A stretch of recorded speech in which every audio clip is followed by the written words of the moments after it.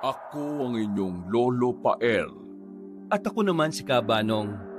At ito ang aming kwento.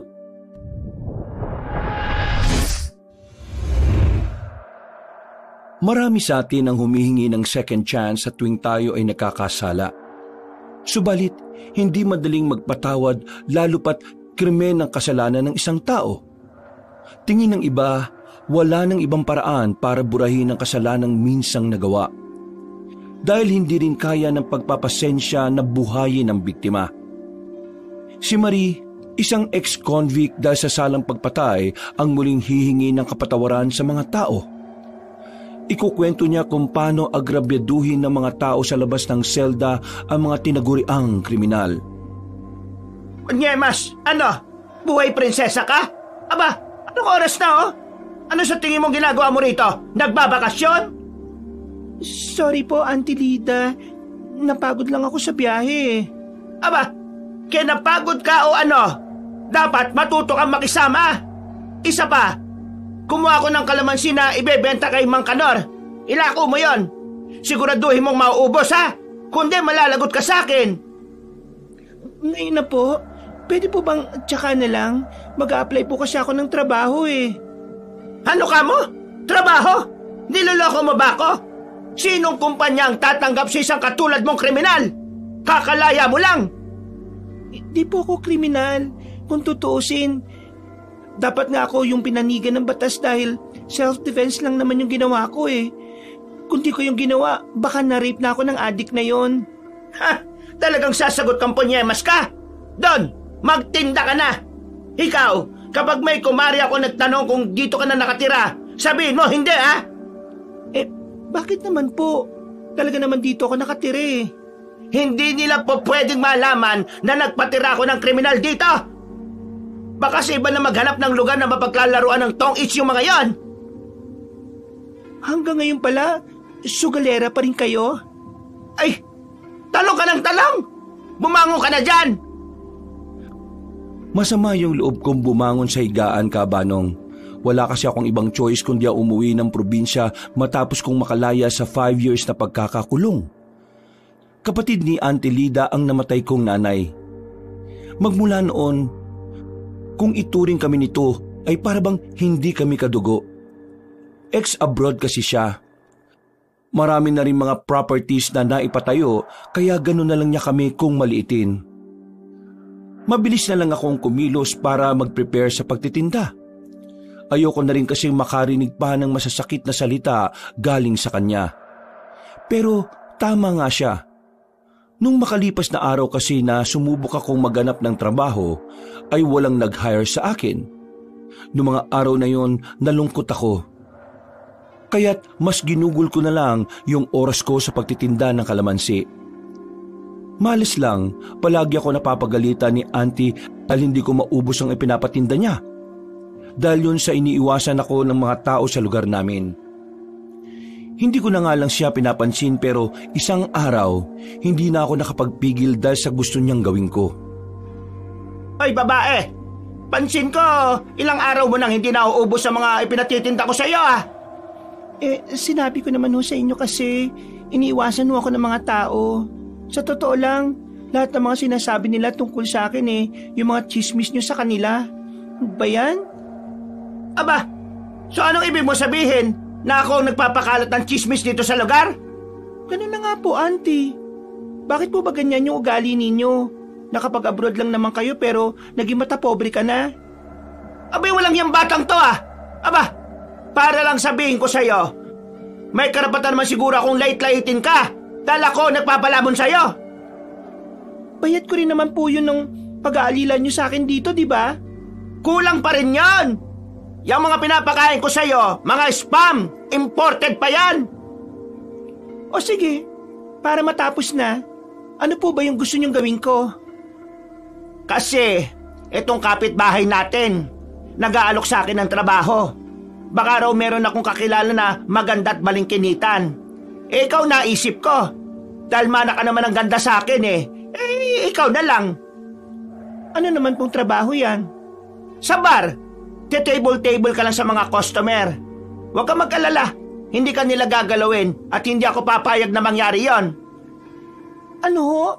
Nako, wag na ho. Hindi ko kailangan kumita sa ganyang paraan. Ayoko ho. Sinigawan na naman ako ni Auntie Kabanong matapos kong tumanggi sa alok niya. Tinanggap ko na lang ang lahat ng sermon niya. Wala rin naman akong magagawa. Malaki talaga ang galit niya sa akin. Kaya nung mga araw na lumipas, mas naghanap ako ng pagkakakitaan. Nagtinda ako ng mga puto at pichi-pichi. Yun nga lang, umupa ako ng pupwedeng magtinda. Buti naman, sumakses ako. Nauubos palagi ang mga paninda ko. Ayun, may naiaabot akong pera kay Auntie. Mukhang may balat nga yata ang puwet ko sa pagtitinda. O napapalibutan lang talaga ako ng mga mapanghusgang tao. Lumipas ang ilang buwan, hanggang sa nasanay na rin ako sa paninermo ni Auntie. Isang araw, umuwi ang nag-iisang anak niya galing sa Maynila. First time kong makita yung pinsan kong binata. 15 anyos lang to. Sa totoo lang, nagulat nga ako dahil malayong-malayo ang ugali nito kay Auntie. Hello po ate. Ito po, pasalubong ko sa inyo. Masarap po yung mga candies na yan. Salamat, Julius. Ang laki mo na. Samantalang dati, karga-karga pa lang kita. Tanda mo ba yon?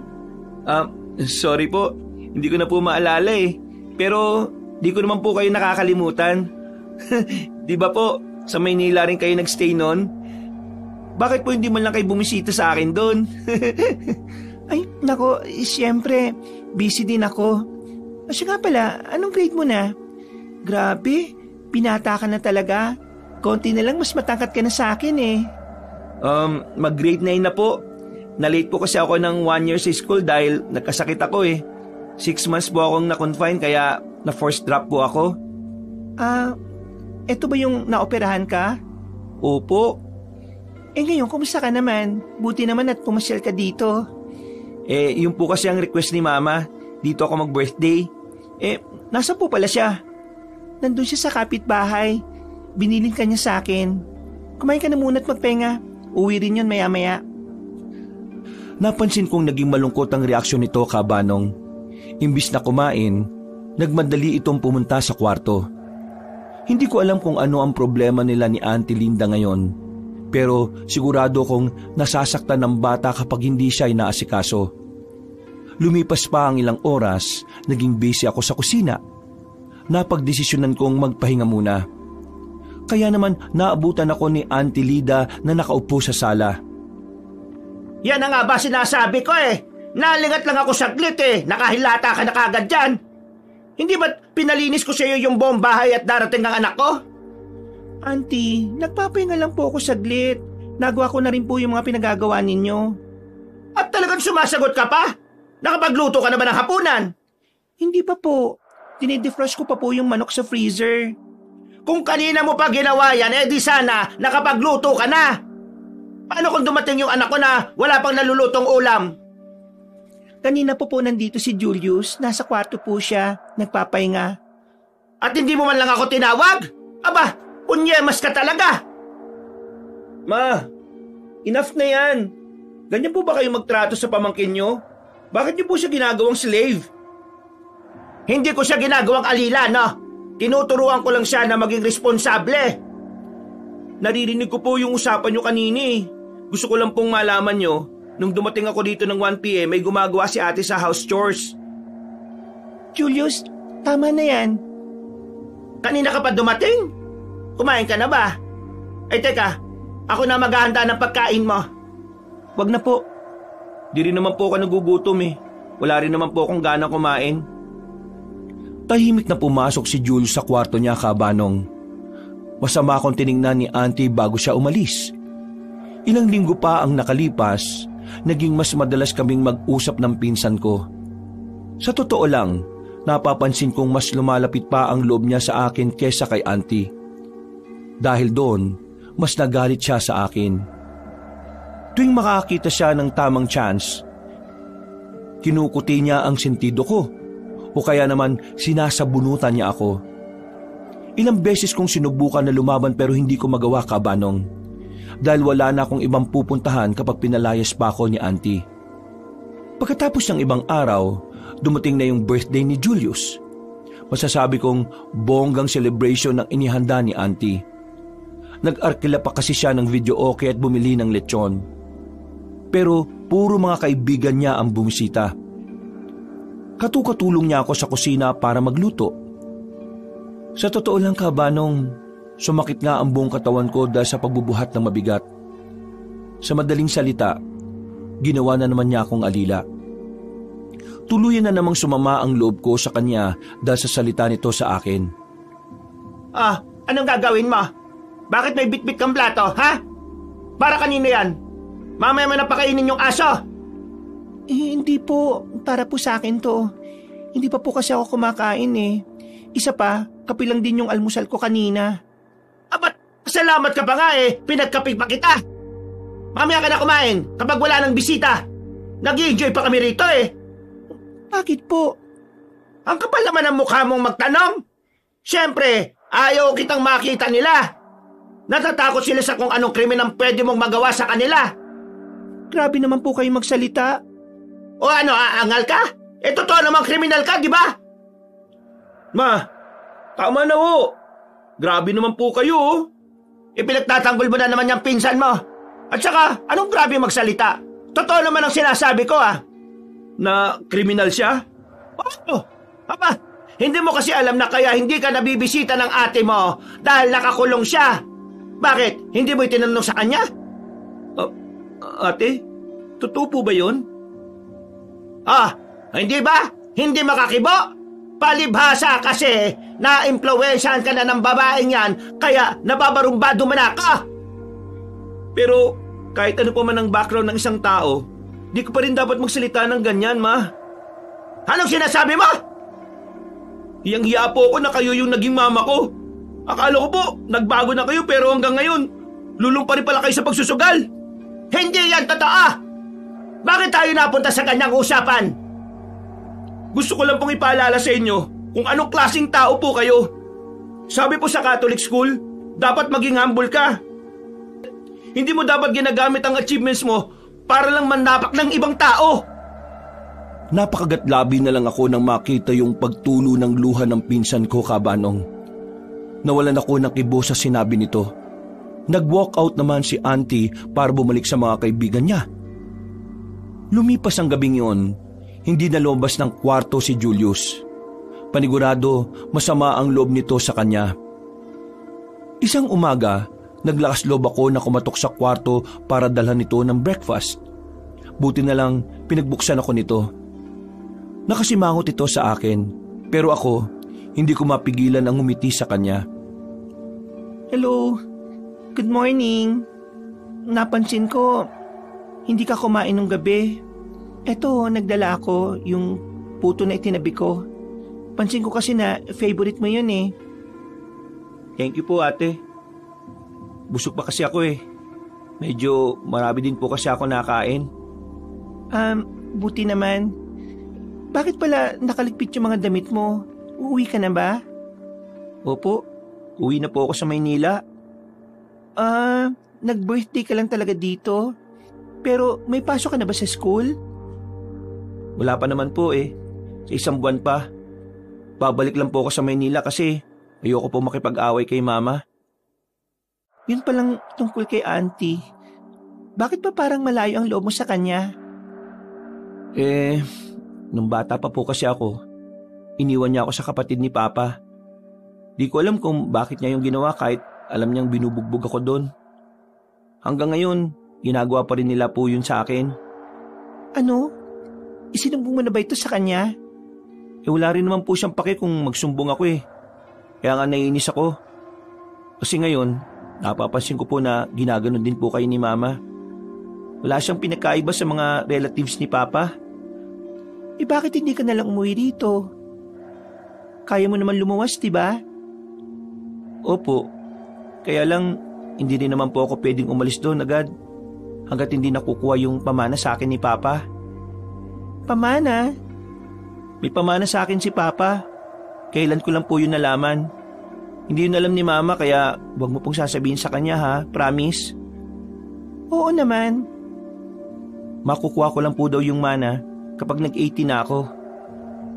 Alam ko na wala silang plano na ibigay sa akin yun pero lawyer na po yung nag-orient sa kanila. Mabuti naman kung ganon.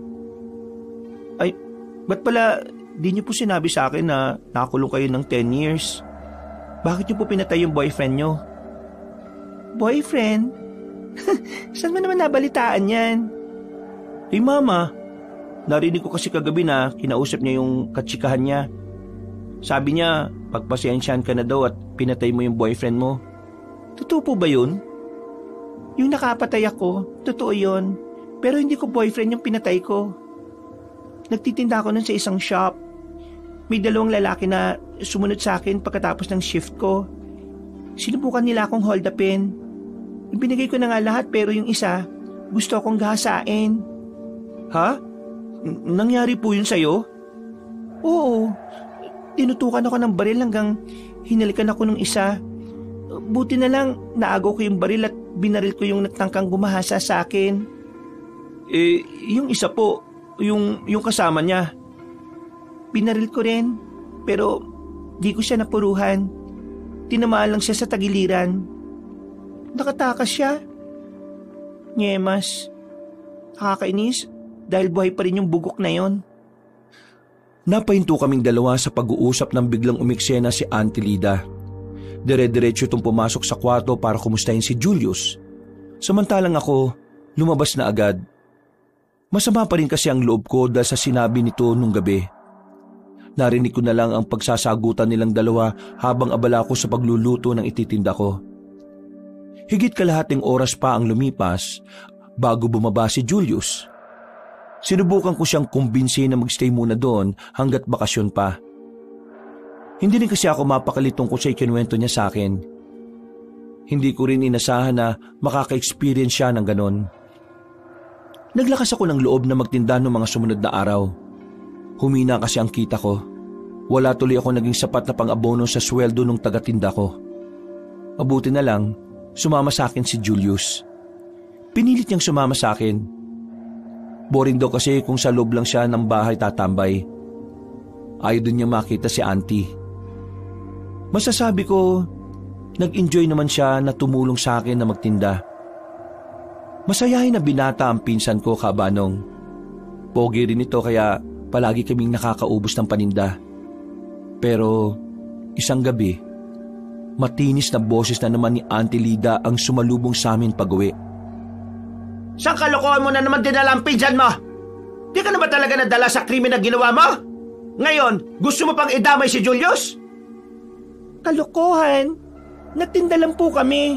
At saka, anak niyo naman po yung may gustong sumama sa... Pagod na ako sa iyong hayop ka! Galang na po Mas lalo na siguro ako. Pagod na ako na alilain ninyo. Nung pang nabubuhay si Mama, ganyan na ang trato niyo sa amin Ang yabang-yabang niyo. Ah! Mayabang! Ay sige! Di lumayas ka sa mamamahay ko! Layas! Talaga lalayas ako. Pero itong tandaan niyo, huwag kayong umasa na aalagaan ko kayo pag nagkasakit kayo uli. Tama na! Ano ba naman, Mama? Huwag mo naman pagsalita ng ganyan si ate. Ako yung kusang sumama sa kanya na magtinda. Paano? Puro kayo sigaw. Julius, ano to? Bakit mo ko nagagawang sagot-sagutin? Hindi ka naman dating ganyan. Dahil sobra na kayo. Pare-pareho lang kayo ng mga kamag-anak ni Papa Mga mata pobre. Kung paalisin niyo si ate, sasama ako. Ginaloko mo ba ako? Hindi ka pwedeng sumama sa kriminal. Alam ko na po lahat. Hindi kriminal si ate. Inosente siya. Kayo lang yung nag-iisip ng ganyan. Nanlaki ang mga mata ko sa mga salita ni Julius. Nakasimangot itong nag-walk out. Nanginig pa nga ang katawan ko nang idabog niya ang pagsara ng pinto. Nakapamewang na si Auntie nang ibalik ko sa kanya ang atensyon. Di tulad kanina, kalmado niya akong pinaupo sa upuan sa sala. Saglit na umakyat siya sa kwarto para kunin ang photo album ng pamilya nila. Yang nanay mong balasubas, malaki ang pagkakautang sa akin. Basahin mo yung huling sulat na iniwan niya. Binenta kanya sa akin kapalit ng mga utang niya. Ano po? Totoo po ba ito? Mukha ba ako nagbibiro? Kaya dapat gawin mo kung ano ang sinasabi ko sa'yo. Gusto mo naman magkasundo tayo, hindi ba? Paano naman po siya nakapagdesisyon? Sagutin mo ang tanong ko. Gusto mo ba na magkasundo tayo? Opo. Gaano mo kagusto? Sobrang gusto po. Kasi kayo na lang din po ang kamag-anak na medyo ka-close ko. Mabuti naman kung ganon. Kung yan talaga ang bet mo, may papagawa ako sa'yo. Ano po yun? Basta, mangako ka na hindi ito malalaman ng pinsan mo. Maliwanag ba? Opo, pangako po. Hindi ko magawang tumanggi sa kanya, Kabanong. Nung gabi din yun, sinamahan ako ni Auntie sa kaibigan niya para mag-apply sa bar. Si Lorraine, manager sa bar. Ipiniliwanag pa nito sa akin kung ano yung gagawin ko. Yun nga ang pag-table sa mga customers. Sabi pa nga nito, mas malaki ang kikitain ko kapag nakipag-sex ako sa mga customers, pero hindi na ako pumayag. Hindi ko kayang ibenta ang katawan ko kapalit ng pera, Kabanong. Sa totoo lang, ayoko sanang ikwento sa inyo pero inalok rin ako ng pera noon kapalit ng pag-urong ko sa kaso dun sa napatay kong nagtangkang gawan ako ng kahayupan. Ayaw kasi nilang maisapubliko ang ginawa nila noon sa akin. Sa pagkakaalam ko kasi, kamag-anak nito ang kapitan. Sa kabila naman ng lahat ng yon, itinuloy kong kasuhan ng isa pang kriminal. Malas ko lang dahil nagawa nilang baliktarin yung kaso. Ako tuloy ang nakulong. Yun ang hindi magawang intindihin ni Auntie. Kaya hanggang ngayon, hinuhusgahan niya ako. Oh, welcome ulit, te. Kahit mga newbie, go dito sa Place of Heaven. Kung madiskarte ka lang, limpak-limpak na salapi ang pwede mong may uwi. Kung yung sinasabi mo magbenta ako ng katawan, wag na lang po. Hoy, wak lang to. Siyempre, may iba pa. Kaya nga tinawag kong Place of Heaven ang lugar na itich. Ha? Ano pa po? Pwede ako magtinda ng mga mani at sigarilyo dito? Ay, te. Ang old school mo naman. Siyempre, pwede ka magtinda dito. Yun nga lang, drugs. Ay, wag na po. Masama yan. Kagagaling ko nga lang sa kulungan Yung ka ng part 2, no? Ay, true ka dyan. Basta dito, safe ka naman. Yun nga lang, maraming nagmamatsyag. Nagmamatsyag? Mga pulis? Diyos ko, ano ba itong pinasok ko? Ay nako, sabi nga nila, don't believe until you see it. Tama ba ang Grahams? Ay, grammar ba yun? O siya, kerabes ka na dyan, ha? Sinundan ko na lang siya ng tingin, Kabanong. Naitawid ko naman din ng gabing yon. Dahil nga, baguhan pa lang ako sa trabaho, wala masyadong nag-table sa akin. Mas nagkaroon tuloy ako ng oras para ikutin ang lugar. Medyo nandiri lang ako sa gawing CR. Nakita kasi ako na naghahalikan. Kamuntikan na tuloy ako maduwal. Sa tansya ko, mga 3:00 na madaling araw nung makauwi ako. Ang dami rin kasi ng mga pinaayos sa akin ni Lorraine. Masasabi ko, mabait naman siyang bakla. Balasubas nga lang kung magsalita. Yun bang parang tambay na walang filter ang boses? Nabubwisit nga ako tuwing magsasabi ito ng bastos pagkausap ako, Kabanong. Pinagtitinginan tuloy kami ng mga ilang customers. Di nagtagal, nasanay na ako sa environment na pinagtatrabuhan ko. Mas dumoble ang naging kita ko kaysa magtinda ng mga puto. Tuwang-tuwa naman ako dahil mas malaki ang perang na ibibigay ko kay Auntie. Mas naging close pa kami dahil doon. Pero nang minsan, nadatnan ko siyang nasa pasugalan. Itinataya ang pera na pambayad sana namin ng bills. Kaya hindi ako nakapagpigil at tinila ito pauwi sa bahay. Nung gabing yon, Kabanong, uminit agad ang ulo ko dahil lasing ako. Nung ibig sabihin nito, kaya ba meron tayong disconnection sa kuryente kasi hindi ka pa nakapagbayad? Aba, bakit ganyan ka kung magsalita sa akin? Wala ka ng respeto, ah. Ano ka mo? Respeto? Kayo ba? May respeto kayo sa akin? pumasok ako sa bar para maging bayaran. Gusto ko makatulong sa inyo. Pero puro kasugal. Oo, inaamin ko. Nagamit ko ang pera na ibinigay mo sa akin sa sugal. Hindi na ako nakapagbayad. Bakit naman ganun? Naknanto ko naman Kasi kulang pa ang 4,000 pambayad ng lintik na bills na yan. Alam mo, mas maganda nga kung gumaya ka na sa mga kasamahan mong kumakabit sa customer eh. Hindi ko yung kayang gawin. Kung gusto nyo, kayo na lang ang gumawa. Ay, wala pala kayong asim. Maasim na lang kayo. Anong sabi mo? Halika nga rito! Ang sabi ko, demonya ka! Hayop ka, Lida! Hindi ko intensyon na makipagsabunutan kay auntie. Nagkasakitan kaming dalawa. Naawat lang kami ni Julius. Galit na galit siya sa amin. Kinabukasan, hindi ako nakapasok sa trabaho dahil sa mahabang kalmot sa mukha ko. Yun din naman ang advice sa akin ni Lorraine. Umabsent na lang muna ako dahil walang table sa akin kapag nakita ang sugat ko sa mukha. Mas naging tampulan ako ng chismis dahil sa nangyari. Ichinikan na rin ako ni auntie sa iba pang lugar. Ipinagkalat niya na wala raw akong kwenta. Pero hindi ko sila pinansin. Pansin ko na lang na tumibay ang loob ko mula nung napasok ako sa bar. Hindi na ako mabilis maapektuhan ng mga salita, Kabanong. Magandang bagay naman yon para sa akin. Pero yung kalabanin pala si auntie ang magiging mitya ng kapahamakan ko. Isang gabi, merong 3 lalaki ang nag-table sa akin. Sabay-sabay sila. Nilasing nila ako hanggang sa mawalan ako ng malay. Hindi ko inasahan na bababuyin nila ang pagkababae ko. Isang gabi, nalaman ko na lang ang tungkol sa kumalat na balita sa akin. Naknanto ko naman Ano to? Ang baboy mo naman, te. Paano mo to nagawa? Ha? Ang alin yun? May update na ba tungkol sa mga nang-rape sa akin?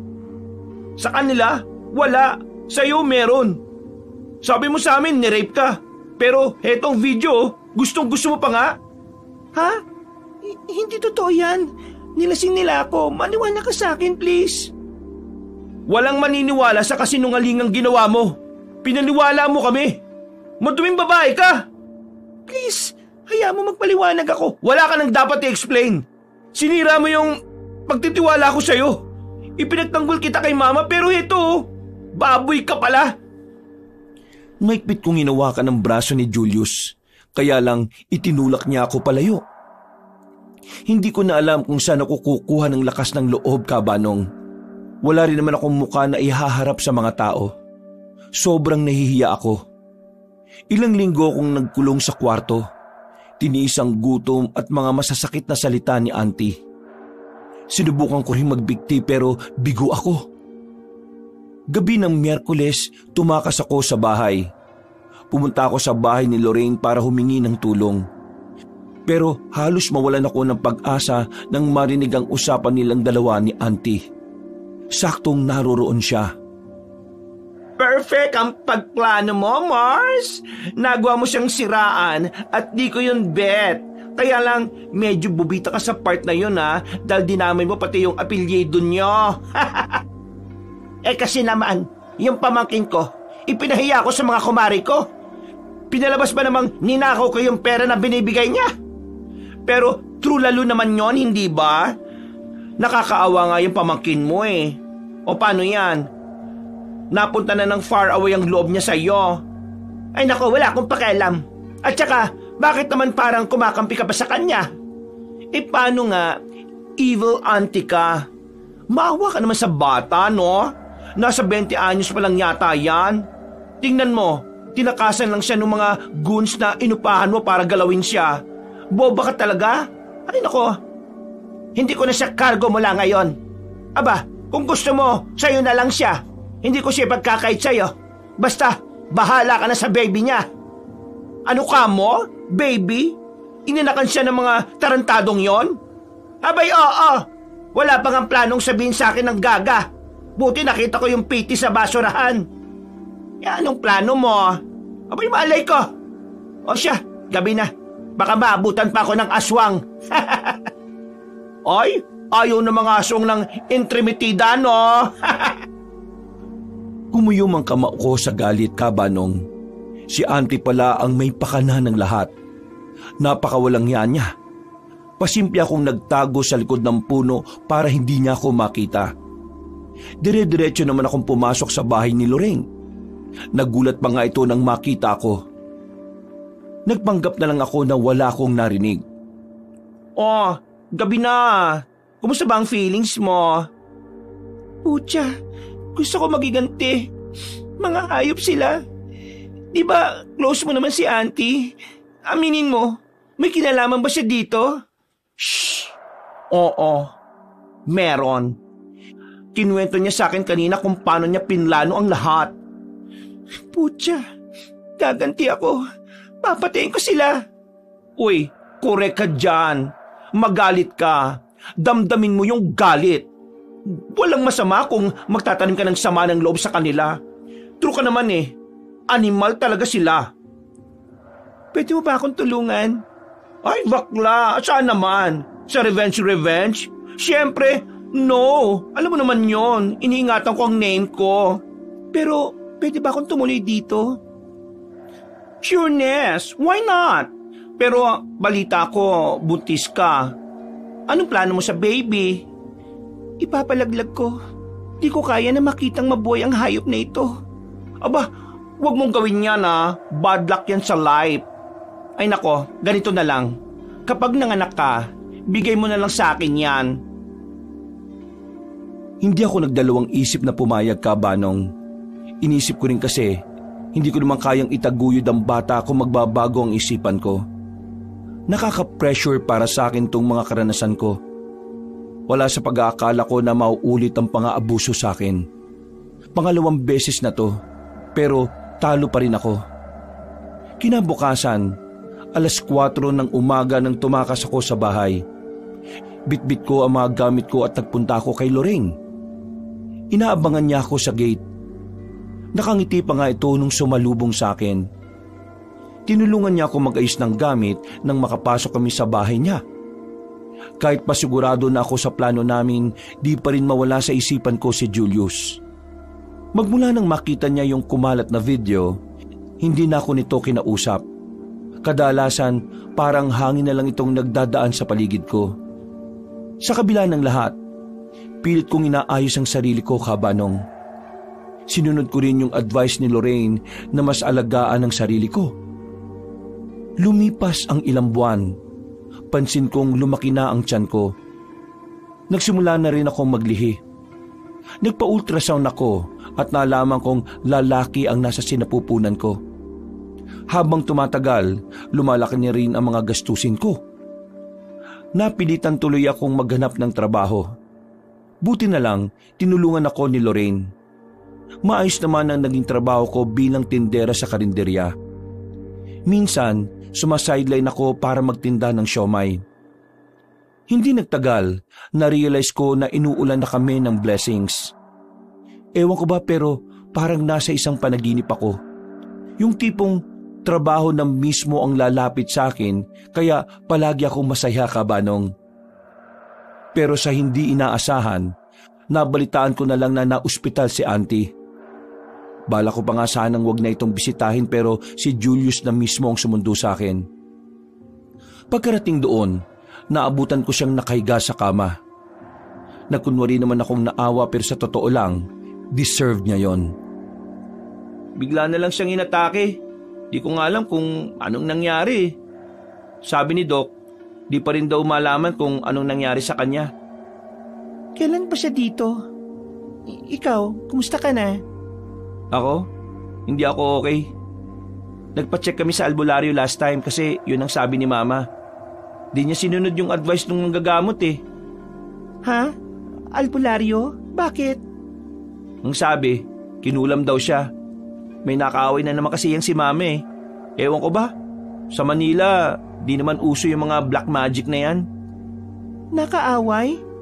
Bakit daw? Oo, sa palengke yun. Bumili siya doon ng isda pero namahalan kaya yun, nang lait. Hindi naman din pumayag yung nagtitinda na siraan ni Mama yung paninda nito. Ano nangyari nung gabing yun? Doon nagsimula yung sakit niya sa tuhod. Ewan ko ba dyan? Nagpamassage na din siya pero di pa rin gumaling. Mas lumala pa nga ngayon eh. Mukhang kailangan nating mag-usap. Ha? Tungkol saan? At saka, kanino ko pa napapansin na parang di ka naaawa kay mama. Sa totoo lang, hindi talaga. Dahil si auntie ang dahilan kung bakit ako na-rape. Ha? Hanggang ngayon ba naman, siya pa talagang Hindi ko siya sinisisi. Narinig ko silang makausap ni Lorraine. Inamin niya na siya ang nagplano talaga ng lahat. Eh di ba, doon ka nagstay ngayon? Walang Diyo naman. Kung alam mo pala, di sana umalis ka na doon. Bakit nandun ka pa? Dahil ipapaampun ko yung baby ko sa kanya. Tapos Nanigas ang buong katawan ko nang biglang mag-seizure si auntie. Nakatirik ang mga mata niya. Para siyang nag-hallucinate ng mga oras na yon, Kabanong. Sa tansya ko, nasa 5 minutong tinagal ng panginginig niya. Sa kabilang banda, pilit kong pinakalma si Julius nang maramdaman ang pagpapanik nito. Hinika din ang pinsan ko. Buti na lang may nebulizer sa ospital. Ilang araw ang lumipas, dinischarge na si auntie. Sinukuan na siya ng mga doktor kasi wala na raw pag-asa. Ilang test na rin kasi ang ginawa pero wala pa rin maayos na resulta. Kaya naman binisita ko ang albularyo na nanggagamot kay auntie noon, si Lolo Tirso. Dali-dali itong pumasok sa loob ng bahay nang makita ko. Doon ako nakatunog na may problema ito sa akin. Naglakad ako palapit sa pintuan nito at kumatok. Mabuti na lang dahil binuksan din ako ni Lolo Tirso. Yun nga lang, bigla ito nagsaboy ng asin sa harapan ko. Bakit to? Ano bang problema? Hanggang ngayon, wala ka pa rin alam? Ikaw ang problema. Teka lang, hindi ko kayo maintindihan. Nandito po ako para linawin ang lahat. Please, tulungan niyo po si auntie. Hindi mo ba napapansin? Magmula nang makilala mo si Lorraine, ay minalas na ang buhay niya. O baka nabulag ka rin ang salapida sa trabaho na alok niya sa'yo. Ano? Ano naman ang kinalaman niya rito? Binulag ka na nga niya talaga. Si Lorraine, siya ang may kagagawa ng lahat kay Lida. Siya ang dapat niyong sisihin at iwasan, ngunit mukhang huli lang lahat. Ano? Bakit po siya? Anong meron? Mangkukulam si Lorraine. Hindi lang yon, leader siya ng mga aswang. Marami na siyang naging biktima at malapit ka nang mapabilang sa mga yon dahil ganid ka. Hindi totoo yan. Sumama lang ako sa kanya dahil ipapaampun ko sa kanya tong magiging anak ko. At saka, paano naman niya yun magagawa kay auntie? Magkaibigan sila. Ano ba sa tingin mo ang unang kumikitil sa pagkakaibigan ng dalawang tao? Inggit, hindi ba? Inggit? Bakit naman mainggit si Lorraine? Dahil mataas na ang narating ni Lida kumpara sa kanya. Utang na loob, paniwala ka sa akin, iha. Sakim si Lorraine sa kapangyarihan. Magkaibigan sila magmula bata pa. Dati akong hardinero sa bahay nila nung bata pa si Lorraine. Payak ang buhay niya ngunit nagbago ang lahat nang mamatay sa aksidente ang kanyang mga magulang. Dahil doon, napariwara siya lalo na nang malaman niya na baon ang pamilya niya sa utang. Kaya walang naiwan sa kanya. Ganun po? Huwag kang sumabat, hindi pa ako tapos magsalita. Dahil doon, nalaman ko na ang umampon sa kanya ay aswang. Kaya humanda ka. Nalalapit na ang muling pagsakop nila sa lugar na ito. Uunahin niya ang tiyahid mo. Sinungaling ka. Wala kang kwenta. Si Lorraine ang tumulong sa akin, kung alam mo lang. Padubog akong naglakad palabas ng bahay niya, Kabanong. Hindi naman din kapanipaniwala ang mga kwento niya. Sumama lang ang loob ko nang dahil doon. Ilang linggo ang lumipas, hindi ako nagpakita kina Julius. Humihilab kasi ang tiyan ko. Sabi ni Lorraine, mas mabuti raw na magpahinga muna ako. Pero nabalitaan ko na patay na si Auntie Lida. Wala akong naramdamang awa para sa kanya. Tanging paalala ko sa sarili ko, deserve niya kung anong nangyari sa kanya. Ni hindi nga rin ako nagpakita sa burol niya. Ilang araw matapos mailibing si auntie, nanganak na ako.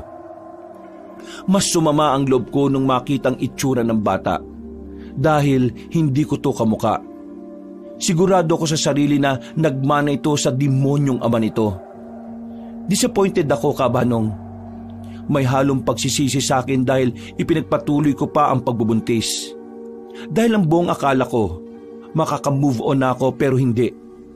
Sa tuwing makikita ko ang bata, bumabalik lang yung masalimuot na karanasan ko. Kung paano nila ako babuyin at sirain sa publiko. Hindi nagtagal, nakabalik na ako sa pagtatrabaho ko sa bar. Wala rin naman akong ibang choice. Oh, caravels ka lang ba? Parang binagsakan ka ng langit at lupa dyan ah. Iniisip ko lang kasi si Julius. Ilang buwan ko na rin siyang hindi nakikita eh. Ay nako, wag mo na yung isipin. Binata na yon. Kaya rin na nun ng sarili niya, no? Ganun talaga. Siya lang kasi yung junakis nitong frenemy ko eh. Tanong ko lang, matagal na ba kayong magkaibigan ni auntie? Ay yes naman. Bata pa kami, mag-friendly na kami. Kakaingit nga lang yan minsan eh. Nauungusan na achievements ko. Buti na lang patay na si... Buti na lang patay na siya? Anong ibig mong sabihin? Ay nako, walay naman no, loka to. Ibig sabihin ko lang, nakaka-rest na siya sa heaven. Di na siya mahirapan, ganon. Meron ka bang hindi sinasabi sa akin? Ha? Na ano? Ano bang gusto mo malaman? Yung tungkol sa pagkamatay ni auntie. May idea ka ba kung saan niya nakuha yung sakit niya? Pati kasi yung mga doktor, nagtataka dahil hindi nila malaman ang sakit niya. Abahoy! Ibig mo bang sabihin, ako ang may kagagawan nun? Malamang hindi, no? Never akong naniwala sa black magic na yan. Ay naku, diyan ka na nga. Mag-ready ka na rin. Yung mukha mo, ayusin mo. May customers tayong paparating. O sige na, babush! Kunot-no ko itong pinagmasdan na naglakad palayo sa akin, Kabanong. Medyo may pagka-weirdo siya dahil halatang umiiwas siya sa tanong ko. Isinantabi ko na muna lahat ng yon para tapusin ang trabaho ko. Nung minsan mag-day off ako, kami lang ang naiwang magkasama ng anak ko. Hindi ko rin ito natiis na hindi alagaan. Na-realize ko, hindi ko dapat isisi sa kanya ang mga kasalanan na ginawa sa akin. Dahil inosente pa rin ito. Doon nagsimulang magbago ang tingin ko sa bata. Kadalasan, ako na nagpipresenta na mag-alaga dito. Hanggang sa isang araw, napansin niyo ni Lorraine. Hoy, bakla! Teka lang ha. Kala mo ba hindi ko napapansin na minsan inilalayo mo sa akin yung si Rudolfo ko? Hindi naman, syempre. Ako pa rin naman ang nanay niya kaya hayaan mo na ako. Ano ka mo? Nanay? Aba, big word! Kailan ka pa nagpakananay dyan, Aber? Baka naman nakakalimutan mo yung usapan natin, ha? Hindi naman, no. Sa akin lang, wag mo naman sanang i-big deal yung ba't minsan inilalayo ko siya sa'yo. Yoko naman lumayo ang loob sa akin ng anak kong taba-ching-ching. Speaking of, may plano na ako sa junakis kong yan, no? Kapag nag 3 months old yan, dadalhin ko na siya sa Bicol. Ha? Dadalhin sa Bicol? Ang layo naman. At saka, bakit hindi ko alam na may plano ka? Ako pa rin naman dapat yung nagdidesisyon na. Ay nako, ipaubayan mo na sa akin ang bagets na yan. Hindi mo rin naman yan kayang itaguyod. Mag-visit ka na lang doon if ever. Mas maganda kasi doon. Ay, sige na nga. Basta wag mo itago sa akin si Rodolfo, ha? Sure, Mare. Ay, siya nga pala. Nabalitaan mo ba yung patayan ngayon sa kabilang bayan? Ha? Patayan? Anong meron doon? May mga biktima. Wasak yung tiyan. Baka nga totoo na may nakapasok na mga Abu Sayyaf dito eh. Kung ganon, safe ba tayo sa bar? Paano kung doon sila next pumunta? Kahit papaano nakalma naman ako. Kaya lang hindi ko may alis sa isipan ng hindi mag-alala para kay Julius. Ngayon mag-isa na lang siya sa bahay, wala nang magbabantay sa kanya. Ilang araw ang lumipas. Sinubukan kong kausapin si Lorraine kung pwede na dito na lang sa amin magstay si Julius pero hindi to pumayag. Dahilan niya, wala na raw kaming saktong budget para magdagdag pa ng isang kasama sa bahay. Pero hindi ako tumigil. Dahil doon, nauwi sa argumentong lahat. Nung una, nagpipigil pa ako dahil nasa tabi ako ni Rodolfo. Pero isang masakit na salita ang sinabi niya. Aba, talagang makulit ka yan, no? 30 ba yung puyo mo? Yang pinsan mo, baka nga adik na yan eh. Huwag mo naman pagsabihin ng ganyan si Julius. O bakit? Ba't naman bawal? Freedom of speech ang tawag doon. Palibasa, bobo ka eh. Kinakausap kita na maayos Mag-isa na lang yun sa bahay. Ba't hindi siya gumura pabalik sa Baynila? Nandun yung buhay niya. Tulad nga na sabi ni Lida, di yan po pwede dito sa probinsya. Pigilin na nga akong lumayo sa kanya, Kabanong. Ayoko na munang makipagtalo. Nakaisip kasi ako ng plano. Yun ay itatakos ko si Rodolfo sa kanya. Gusto ko kasing mabantayan ang pinsan ko. 3 araw ang lumipas, nagpanggap akong naka-move on na sa pagtatalo namin. Hanggang sa isang gabi, hindi ako pumasok sa bar. Sinabi ko na lang na nagkamens ako ng biglaan at sumakit ang puson ko. Pero nung gabing yon, umuwi ako sa amin kasama ang anak ko. Oh, ate, nandito ka pala. Sino kasama mo? Ilak mo yung pinto, mag-impake ka. May pupuntaan tayo. Ha? Saan naman? Gabing-gabi na.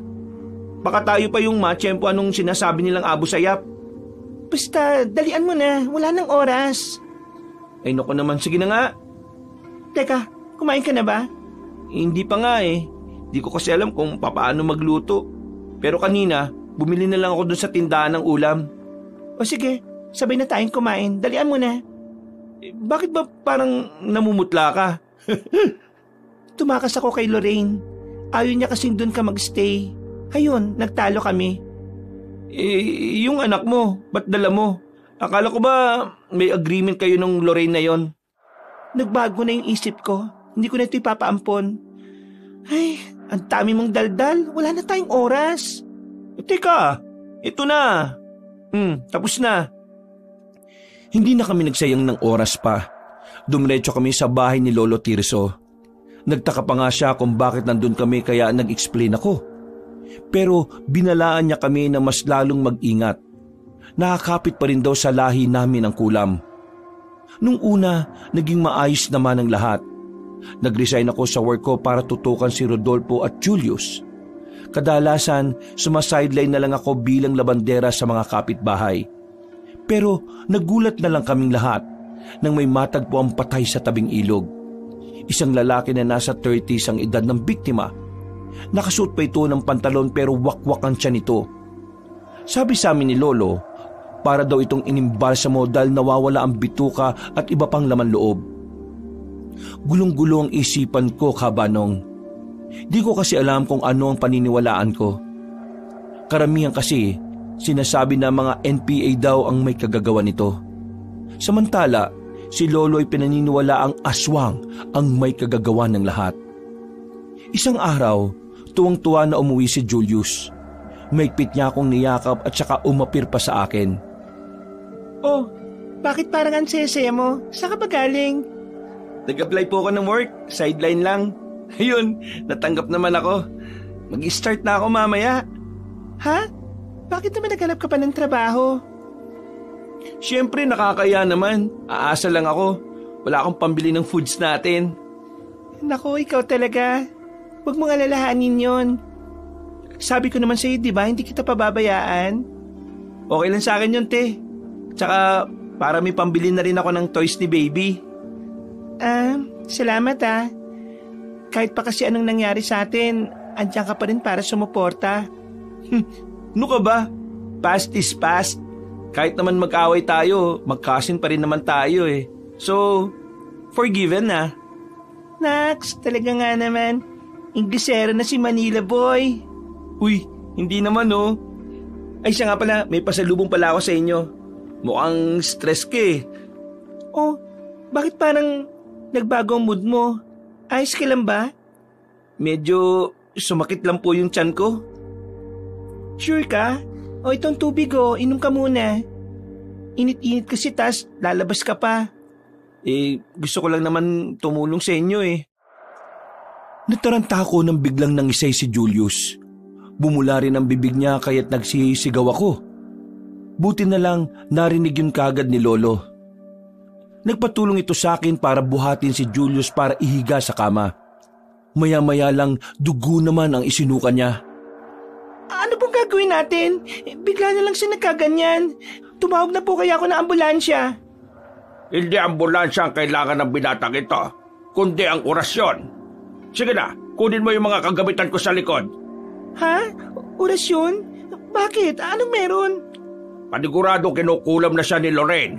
Hindi ba't binalaan na kita noon? Sigurado ako na balak ni Lorraine na kuhanin ng mag-ina. Kapalit yun ng pagiganti niya sa iyo. Pagiganti? Saan? Wala naman akong ginagawa. Ninakaw mo yung dapat sana'y anak niya. Huwag ka na magtanong. Sundin mo na lang ako. Kunin mo yung gamit ko sa likod. Huwag mong kalimutan yung kandila at planggana, ha? Sige po, teka lang po. Kumaripas ako ng takbo para kunin yung mga gamit ni Lolo. Pagbalik ko, sinindyanan niya agad ang kandila at ipinatak ito sa tubig na nakalagay sa planggana. Tahimik kong pinagmasdan yon. Laking gulat ko na maging shape ng isang tao ang mga ipinatak niya. Nakita mo yan?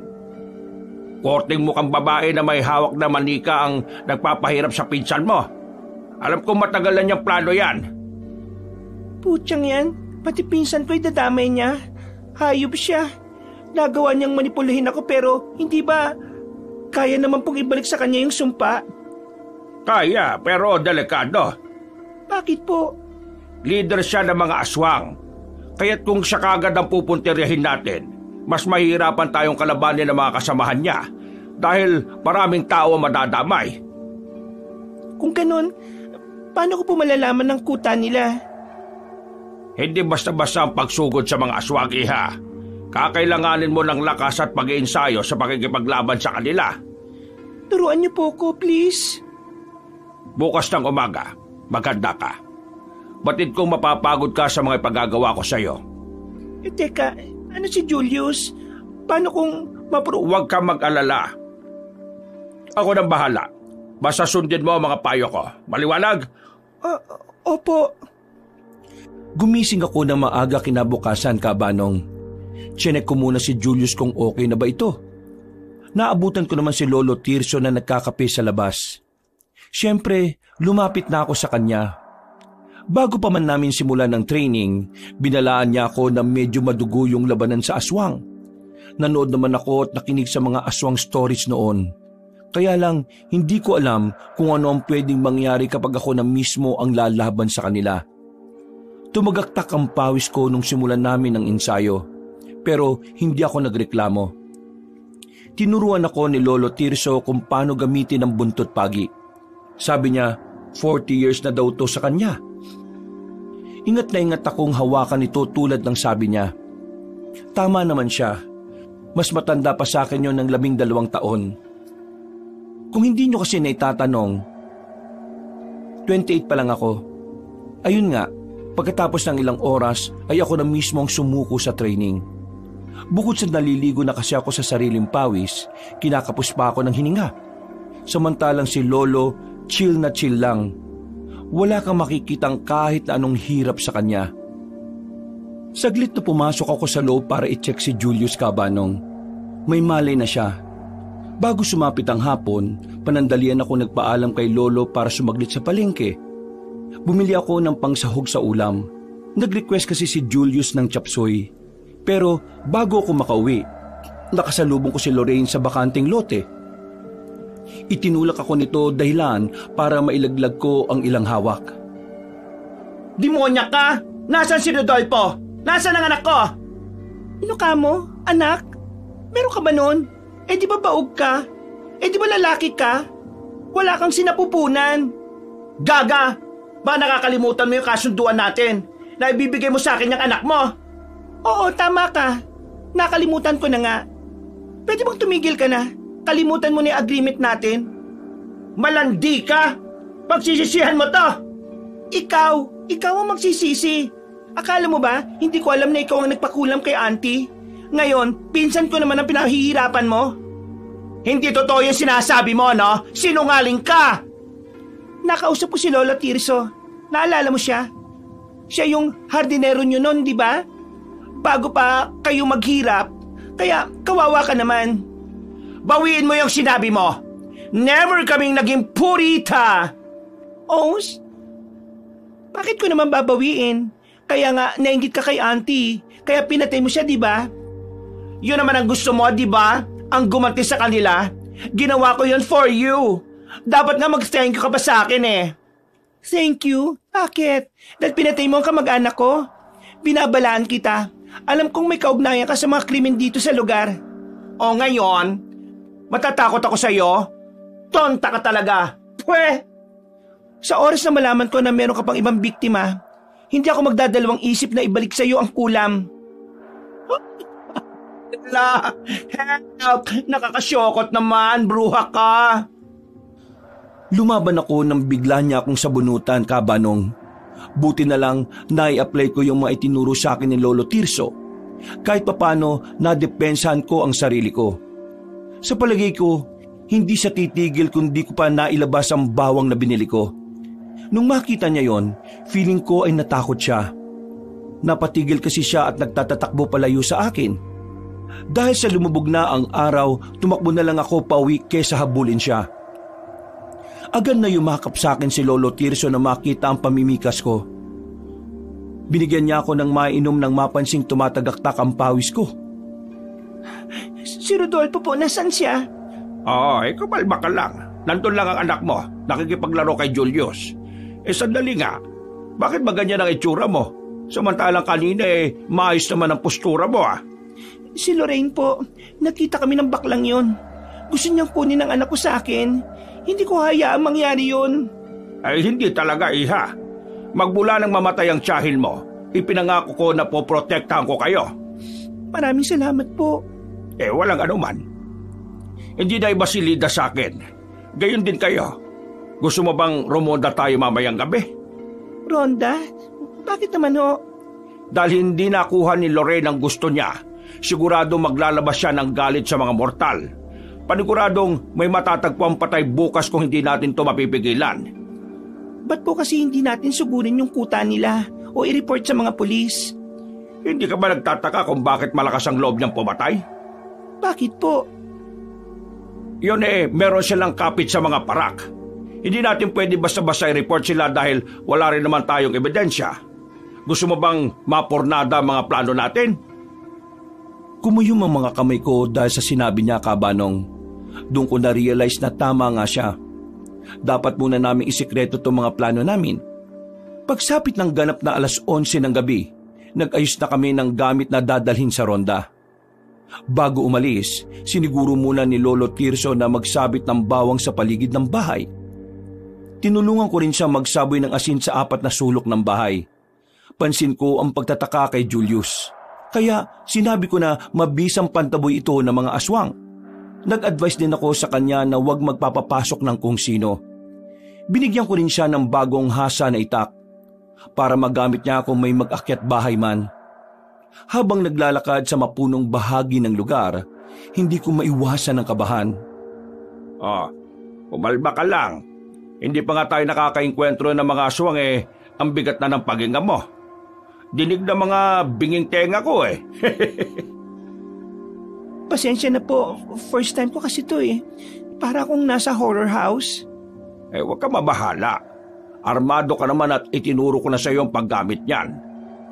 Ilang beses niyo lang pong itinuro sa akin yun Di ko naman ma-master agad ang paggamit. Kaya nga, watch and learn. Ako ang kikilos. Makiramdam ka lang kung sakali. Pero talaga po bang andito sila tumatambay? Ang lamok dito Hindi mo ba alam? Nako, nakalimutan kong sa Maynila ka pala nakatira. Sa bagay, puro gusali doon Oo nga ho Oo, dito sila tumatambay. Dito rin nila dinadala ang biktima na malayo sa bahay. Bakit po Ha? Tinakpan niya ang bibig ko, Kabanong. Pinagbasnan ko lang na dahan-dahan siyang naglakad. Marahan niya rin pinutol ang sanga ng saging. Dahil sa mataas na sinag ng buwan, nakita ko agad si Lorraine. Kasama yung isa pa naming kasamahan sa trabaho. Pareha silang nakasuot na above knee na bestida. Napangangako ng maya-maya ay may lalaking lumapit sa kanilang dalawa. Halos maduwal ako nang magsimulang maghalikan ng dalawa. Samantalang nanonood lang si Lorraine. Susugurin ko na nga sana mga ito pero pinigilan ako ni Lolo Tirso. Sabi niya pagmasdan ko daw muna ang nangyayari. Ilang minuto lang ang lumipas, halos maihi ako sa takot nang biglang mag-anyong aswang ang kasama ni Lorraine. Takot naman na sumigaw ang lalaking nakahubad. Samantala, si Lorraine ay sarkastikong tumatawa.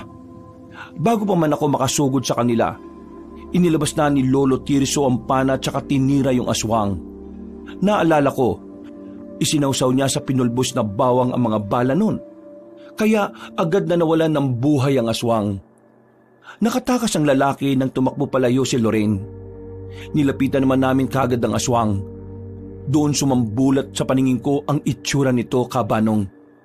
Mahaba ang mga pangil nito at nanlilisik na mga mata. May mahahaba't matutulis din itong kuko. Tingnan mo mabuti ang itsura ng nilalang. Gusto ko maging pamilyar ka sa kanila. Saan po natin yan dadalhin? Sa mga puno ng kalamansi. Siguradong matutuwa ang mga yon. Bakit po? Turo ng tatay ko, mainam daw na pataba ang mga katulad nitong hayop. Ilang taon na rin ang huli kong mabigyan ng pataba mga puno ko ng kalamansi. May tanong lang po ako. Ano yon? Dalian mo to, uwi na tayo. Matagal niyo na pong alaman tungkol sa pagsapi ni Lorraine sa aswang, di ba? Bakit po hindi niyo man lang sila pinigilan noon? Iha, tumatanda na ako. Marupok na ang buto ko at hindi na ganun kagaling sa pakikipaglaban. Alam ko marami sila. Sa totoo lang, napangunahan ako ng takot noon magmula nung magkapamilya ako. Pamilya? Nasaan na po sila? Namatay sila sa sunog. Sila ang dahilan kung bakit kamuntikan ko ng talikuran ng pagiging albunaryo ko. Dahil natatakot ako na baka galawin din sila ng mga aswang. Hindi ko sila maproteksyonan noon dahil hindi naman naniniwala si Mrs. sa mga ganitong uri ng nilalang. Pati na rin ang mga anak ko. Pasensya na po't naitanong ko pa. Kumuha pa siya ng buwelo para mabuhat ang nilalang na yon, Kabanong. Maingat kaming naglakad pa uwi sa bahay. Sandaling sinamahan ko muna si Lolo sa likod para tulungang magukay. Ibinaon niya ang bangkay ng aswang sa lupa. Malapit sa namumulaklak na puno ng kalamansi. Nang makapasok kami sa loob, nagtaka ako dahil mabilis na lumabas si Julius ng kwarto. Bit-bit ang itak na binigay ko sa kanya. Diyos ko ate, kayo lang po pala yan. Kala ko kung sino na eh. Kumusta po lakad nyo? Ox naman. O ba't parang tense na tense ka? Okay ka lang ba? Medyo po, pero kanina kasi may kumakatok sa pinto natin eh. Malakas yung katok. Nung hindi ko binuksan yung pinto, napansin kong pilit niyang binubuksan yung doorknob. Ganun ba? Mabuti naman at hindi nakapasok. Paktay siya sa akin kung nakapasok siya. Trespassing siya. Mabuti naman. Nasaan pala si Rodolfo? Andun, tulog na tulog. Medyo ang hirap ng patahanin kanini. Ang lakas ng iyak niya. Anong sabi mo? May kumakatok dito kanina? Opo, baka po isa sa kasama nilang aswang. Imposible. Dahil sinabitan ko na maraming bawang ang pintuan eh. Pero bakit wala na ron? Oo nga no. Di kaya may nagnakaw o kasama ng kulto na tao? Natahimik si Lolo Tirso sa sinabi ko, Kabanong. Samantala, napansin kong bakas ang pagtataka ni Julius. Nung gabing yun, natulog kaming tatlo sa isang kwarto na magkakatabi. Request yun ni Julius dahil natatakot daw siya sa aswang. Lumipas ang ilan pang mga araw, nadadalas ang pinsan ko sa computer shop. May daladala siyang ballpen at notebook tuwing pupunta roon. Hanggang isang umaga, tinanong ko na ito dahil sa pagtataka. Ano ba yung ginagawa mo sa notebook? Kala ko ba i-chat mo lang yung mga kamag-anak mo sa Maynila? Nagsisearch din ako tungkol sa mga aswang. Alam niyo po ba, 1600 years na ang nakalipas. Astig nga po sila eh. Medyo may hawig daw sila sa vampires. Kaya lang, organs yung kinakain nila at hindi lang dugo. Tama ka dyan. Uso rin po yung tik-tik sa mga buntis. Walang ganun sa Maynila eh. Paano naman kasi, saan sila lilipad? Sa rooftop ng building? Loko-loko ka talaga. Halika na nga, mag-ain na tayo, tanghali na. Ito naman, joke lang naman yun. Uy, buhati mo na si Rodolfo. Padededayan ko na rin yan para makatulog na. Si Lolo Tirso po, nasaan? Sandali lang kaming kumain dahil hinanap kagad namin si Lolo.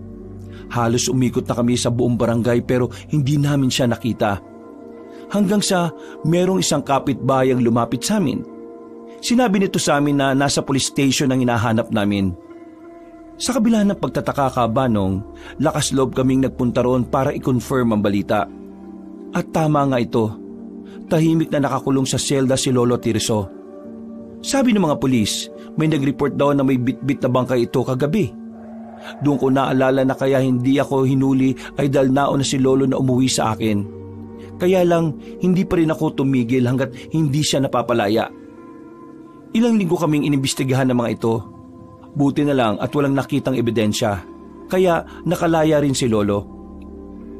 Maraming salamat. Hindi niyo ako pinabayaan na mabulok sa kulungan. Walang anuman ho. Ilang beses nyo na rin naman po kaming tinulungan eh. Tama po. Ang laki na po ng utang na loob namin sa inyo. Nakaka-touch naman yung sinasabi. Aba, putya! Bakit nakalabas yan? Hayop ka? Pinatay mo ang kaibigan ko? Pwede ba? Huwag mo kaming lokohin. Kitang-kita ng dalawang mga mata namin kung paano nyo muntik patayin yung customer. Hindi yan totoo, no? Sinungaling ka talaga. Puro sinungaling lang ba ang alam mong salita? Ikaw ang sinungaling. Ikaw yung gumamit ng black magic kay mama, no? Tarantado ka.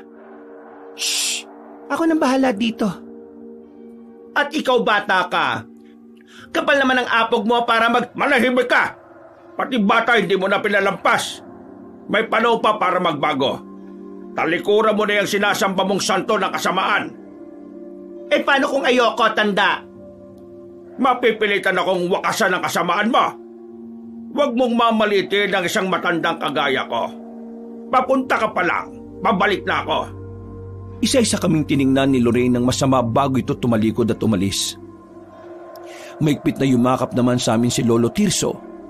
Agad kong hinanap ang bangkay ng aswang kung saan niya inilibing nang makauwi kami. Nagtaka ako. Wala kasi ako nakita na kahit na anong kalansay ng nilalang doon. Paliwanag ni Lolo, sinunog na raw niya ang katawan ng nilalang. Dahil yun sa kwento sa amin ni Julius, na may nagtangkang pumasok sa bahay. Ilang buwan na ang lumipas.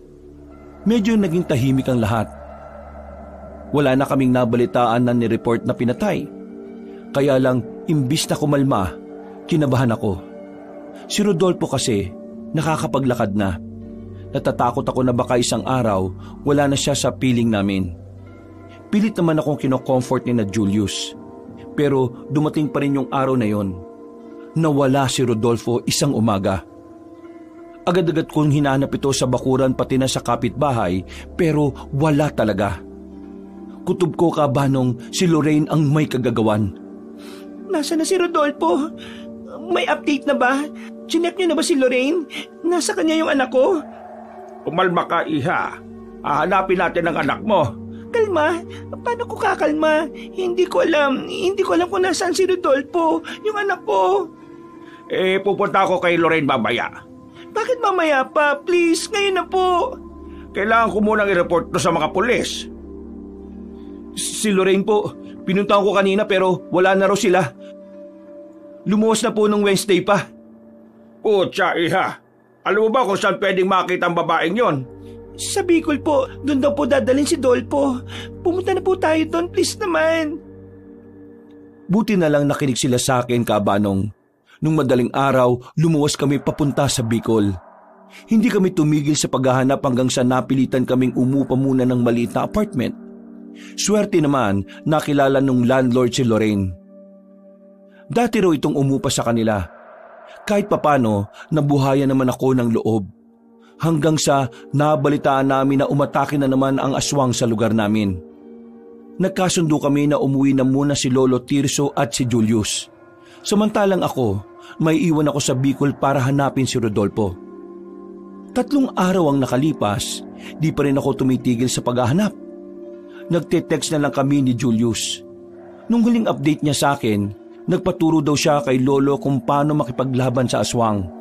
Hanggang sa 1 linggo ang lumipas, ikinuwento niya sa akin na nasa 10 aswang na raw ang napapatay nila. Masaya ako, Kabanong. Kaya lang, kinakabahan pa rin ako dahil malakas sa mga aswang. Baka di niya kayanin pag tumagal. Nang makakuha ko ng update kung nasan si Lorraine, agad akong pumunta sa address. Masukal ang daan sa loob papasok. Nagkaroon nga ako ng mga gasgas sa binti. Pagpasok ko ron, maraming bahay na gawa sa kahoy ang nakatayo. Medyo modern style na ang mga to. Nasa gitna ng mga yun ang isang ancestral house. Yung itsura noon ay bahay na bato, tulad ng mga bahay ng Kastila nung panahon ng gera. Ilang oras kong pinagmasdan ng lugar hanggang sa makita ko si Rodolfo. Tuwang-tuwa itong tumakbo palabas ng bahay. Naglalaro ito sa siso. Pero maya-maya lang, lumabas si Lorraine para pigilan ng bata. Dahil alam kong hindi ko kagad mababawi ang anak ko, umuwi muna ako. Nagbigay din ako ng update kina Julius na nakita ko na kung saan nag-i-stay si Lorraine. Kaya lang, wala sa pag-aakala ko na isang malaking problema ang kakaharapin namin. Nakidnap daw si Lolo Tirso, kaya't nagpasya muna akong umuwi. Sino kumuha sa kanya? Yung mga aswang. Gabi nun, nagronda kami pero bigla nila kaming napalibutan. Hindi ako agad nakakilos kaya naunahan nila ako. Pinalibutan nila ako tapos... Tapos ano? Sabi nila kay Lolo, papakawalan lang nila ako pag sumama siya sa kanila. Kaya kasalanan ko po, ate. Kasalanan ko kung bakit siya nakidnap. Yung mga kalmot mo sa braso, sila ba yung may gawa niyan? Hindi po. Nagplano po ako mag-suicide doon kasi natakot po ako. Hindi ko alam kung anong gagawin ko. Kung di ka pa umuwi, baka patay na ako. Ano? Sorry po, naglaslas po ako sa braso. Maigpit na niyakap ko si Julius, Kabanong.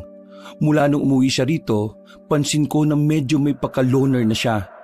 Minsan nga, sinusubukan kong magtanong pero parang di siya komportable. Pero nung minsan, nabanggit niya sa akin yung anxiety niya. Pansin ko rin na medyo may pagka-people pleaser siya. Binigyan ko siya ng advice. Pagkatapos, ginamot ko yung sugat niya sa braso. Ipinaliwanag ko sa kanya kung saan ko nakita yung tinutuluyan ngayon ni Lorraine. Kaya sabi niya, baka daw nandun si Lolo Tirso. Kagad naman kaming nagdesisyon na sumugod doon. Madaling araw ng kinabukasan na makaluwas kami papunta sa Bicol. Nakausap din namin yung nagpapaupa ng bahay. Nag-warning to sa amin na mag-ingat. May mga sumubok daw kasi na pumasok sa kuta ng mga aswang pero hindi nakalabas. Nung gabi, dinala namin ni Julius sa mga armas na pwede naming magamit. Higit 12:00 na ng gabi na makarating kami sa kuta. Dama ko ang panginginig ng katawan ni Julius, Kabanong, kaya panandalian ko pa siyang kinomfort. Natakot yata siya sa sinabi ko na mag-ingat dahil doon nakatira ang mga aswang. Mataas ang sinag ng buwan kaya nagtago kami sa ilalim ng puno ng nara. Nagplano kami na ako muna ang papasok sa loob. Ilang saglit lang, may narinig kami mga alulong ng aso mula sa hindi kalayuan. Agad naman na nag-prepare si Julius para sa magiging laban namin. Nung marinig kong nakatakbo na ang mga asbo o yung mga asong aswang, maingat akong tumakbo papasok sa bahayan. Saglit na tiningnan ko pa ang pinsan ko at tumango. Dahan-dahan akong naglakad papasok, Kabanong. Kahit papano, hindi ako ganong nahirapan dahil wala namang mga bantay. Pumasok ako sa dirty kitchen. Buti na lang, may daan papasok sa mismong bahay na bato.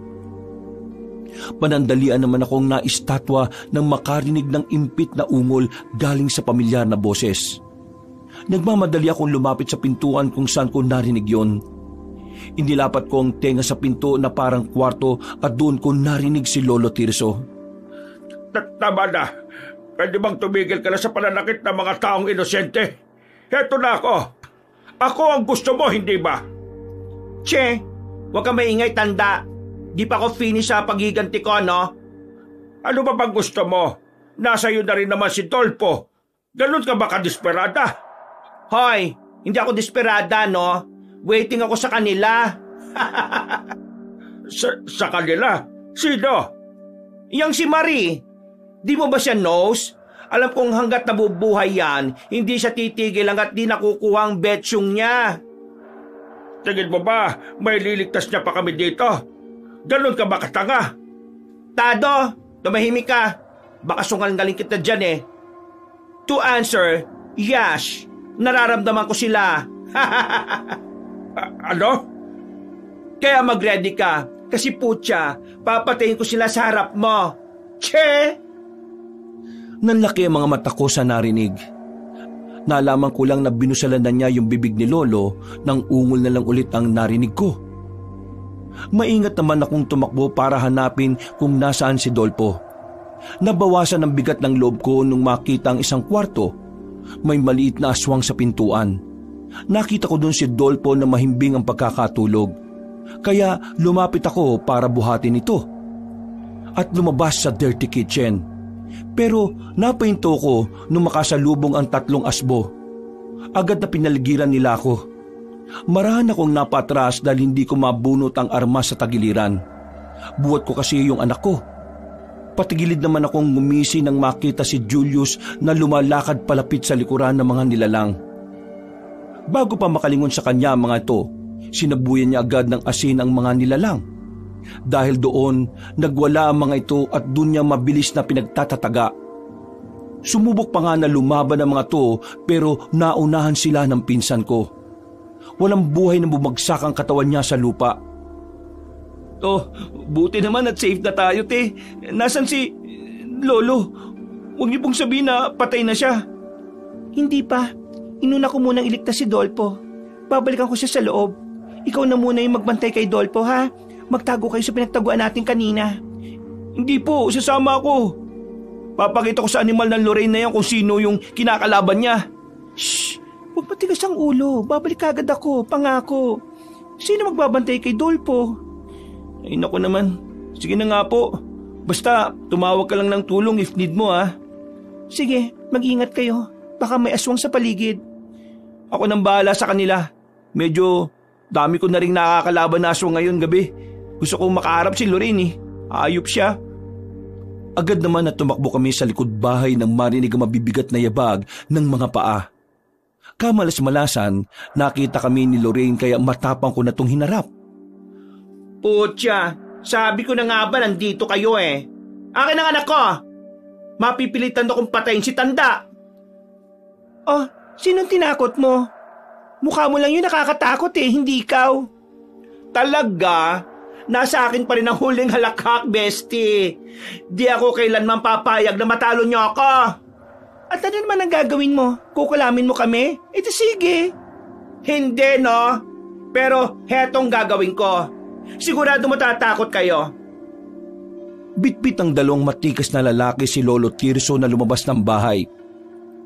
Nang lalambot ang mga tuhod ko nang makita ang pamimikas nito. Puro pasat mga sugat ang katawan nito.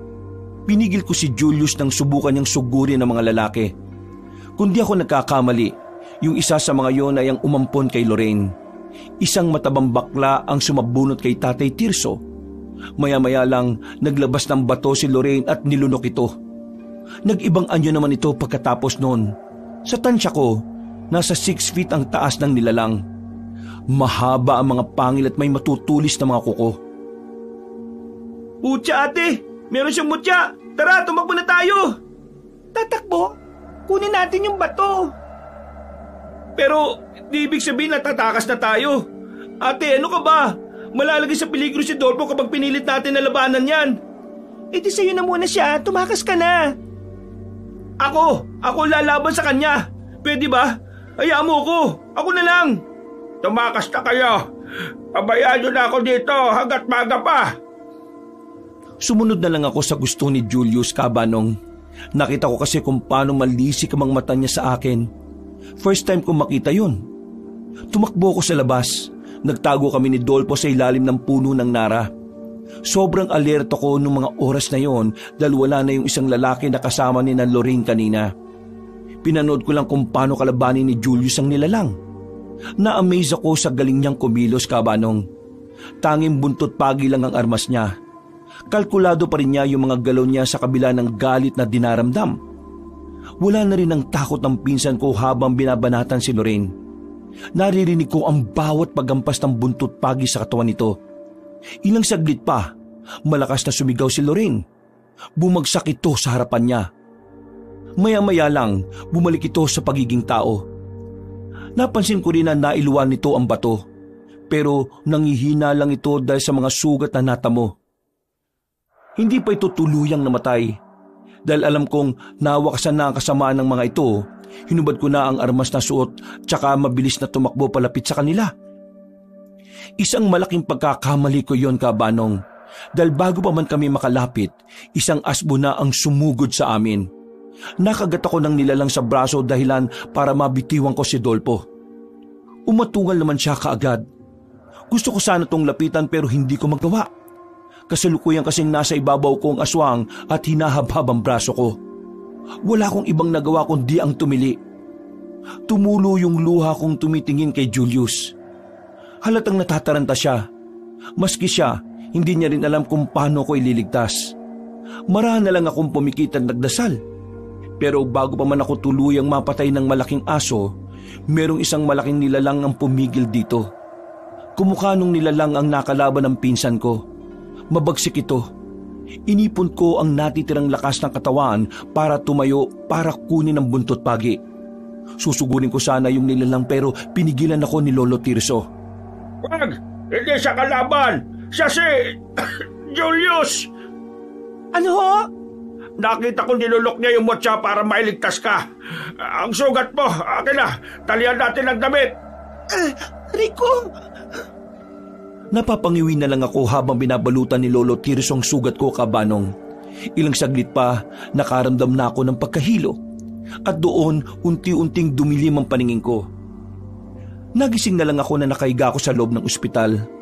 Pinilit kong tumayo pero biglang humapdi ang sugat ko sa braso. Nakabalot na ito ng benda nung tingnan ko. Maya-maya, pumasok na si Lolo Tirso sa loob. Nakasuot na ng sling ang kaliwang bahagi ng braso nito. Ngumiti ako nung lumapit ito sa akin. Kumusta na kalagayan mo, Iha? Huwag ka mag-alala. Ligtas na tayo rito. Nasan po si Julius, pati yung anak ko? Bumili lang sila ng pagkain sa baba. Pabalik na rin yon. Bumalik na po siya sa normal? Di na po ba siya aswang? Usa naman bumabalik sa normal ang isang tao kapag lumunok ito ng mutya. Medyo nababahala nga ako eh. Bakit po? Malakas ang kapangyarihang taglay ng mutya. Kaya kailangan nating gabayan si Julius. Hindi po ba yung delikado? Bakit po hindi nyo nalang kunin yun sa kanya? Gusto ko siya ang mag-alaga ng mutya. May tiwala naman ako sa pinsan mo. Dahil noong panahon na magkasama kami, nakitaan ko siya ng determinasyon na matuto at lumaban sa kung anumang pagsubok ang tatahakin niya sa buhay. Te, gising ka na pala. Oh, ito po yung lugaw oh. Binilan po kita. Salamat ah. Salamat dahil iniligtas niyo ang buhay namin ni Dolpo. Ano ka ba? Wala yun no. Pero wag ka mag-alala sa mga aswang na yan. Naubos ko na sila. Ang sarap pala ng feeling na gamitin tong mutya. What if gamitin ko to na para mang-hunting ng aswang na natitira pa? Shh! Hindi dapat ginagawang biro ang mga ganyang bagay ha. Dahil magmula ngayon, ikaw na mag-aalaga niyan. At dapat na maging responsable ka. Maliwanag? Opo. Nagjo-joke lang naman po ako eh. Sorry po ah. Lumipas ang higit 1 linggo. Na-discharge na rin kami sa ospital. Laking pagtataka ko nga dahil wala kaming binayaran. Late na rin nila nasabi sa akin na kapitan pala ang sumagot sa lahat ng bills namin. Pati mga gamot, sila rin ang nag-sponsor. Tulad ng sabi ni Lolo Tirso, wag na lang daw naming ipaalam ang tungkol sa mutya. Nalaman pala kasi ni Kapitan yung tungkol sa paglaban namin sa mga aswang. Blessing in disguise na rin po yung landlord na nakilala namin. Siya raw po kasi yung nakichika kay Kap tungkol sa kabayanihan namin. Mula naman noon, wala nang bangkay na natagpuan sa lugar. Matapos namin makarecover, tinuruan naman agad ni Lolo ang pinsan ko kung paano kontrolin ang kapangyarihan ng mutya. Ilang buwan nang nakalipas, naging okay naman ang pag-iinsayo niya. Kaya lang, hindi ko pa rin maiwasan ang kabahan. Nag-decide si Julius na mag-drop na muna sa school para bantayan kami. Plano niya na rin kasing mag-transfer dito sa probinsya. Hindi na raw din kasi niya gusto doon. Sawa na siyang kasama yung mga matapobreng kamag-anak niya. Hinayaan ko na lang siya kung ano ang gusto niyang gawin, Kabanong. Kahit naman kasi sabihin ko na mas malaki ang opportunity sa Maynila, aayawan niya pa rin. Kasiyahan pa rin ang gusto niyang unahin at agree ako doon. Hindi kalaunan, nag-orasyon si Lolo Tirso para ibalik kay Lorraine ang kulam. Masasabi ko, naging successful naman yon. Isang araw, kinausap ako ni Julius. Oh, asikasuhin ko na lang yung mga requirements ko ha. Babalik ako dito. Dito na lang ako titira para makasama ko tong pamangking ko. Ikaw talaga, ang sweet mong tito, no? Sige ka, pag sinanay mo yan, baka hindi na yan humiwalay sa'yo. Okay nga yun eh. Para mahawaan ko ng kapugian tong si Dolpo. Kapag lumaki pa to, tuturuan ko na rin tong manligaw. Loko-loko ka talaga. Oh, bakit ako na naman? Kasalanan ko ba na magmana ako sa'yo na artistahin? Nako, halina nga kayo't kumain na. Lalimig pa tong sabaw na niluto ko eh. Sinigang po, tsaka buro. Wow, favorite ko to. Abay, oo, naalala ko kasi ito yung nire-request mo nung magkasama tayo dito. Salamat po. The best ka talaga na lolo in the world. Ngumiti ako na makatinginan kami ni Lolo. Ang dami namin na natutuhan sa buhay, Kabanong. Una, huwag magpadala sa inggit. Ika nga ni Lolo sa amin, matuto kami maging grateful sa bagay na kung anong meron kami. Sobrang natutuwa ako dahil kahit hindi niya kami kaano-ano, nagagawa niya kaming protektahan. Pamilya ang turing namin sa isa't isa. Pagkatapos ng isang taon, nakabalik na rin si Julius sa school. Ito na rin ang nagpresenta na magturo kay Dolpo na magsulat. Sabay-sabay kaming naka-move on sa past. Dito na nagtatapos ang kwento ko, Kabanong. Sana ay may natutunan rin ang ating mga kabangers at mga kayanggaw. Maraming salamat po. Wakas.